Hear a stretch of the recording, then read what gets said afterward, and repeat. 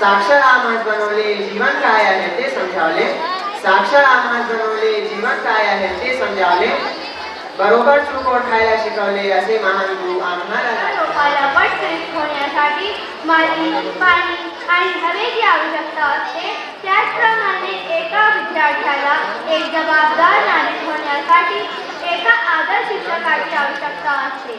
आता मी मंचावर 9A मधून माविया अहमद यांना मंचावर निमंत्रण देत आहे. 9A मधून माविया अहमद. अस्सलाम वालेकुम.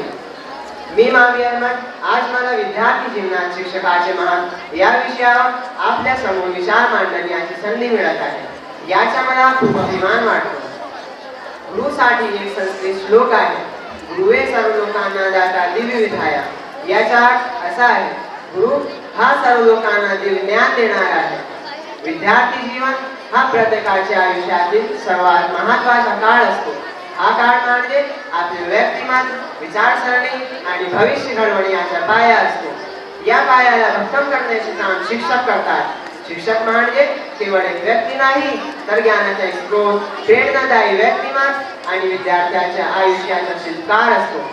कविवर्य रवींद्रनाथ टागोर म्हणतात, शिक्षक हा विद्यार्थ्याचा मित्र आहे, जो त्यांना ज्ञान देतो आणि त्यांच्या व्यक्तिमत्वाचा विकास करतो.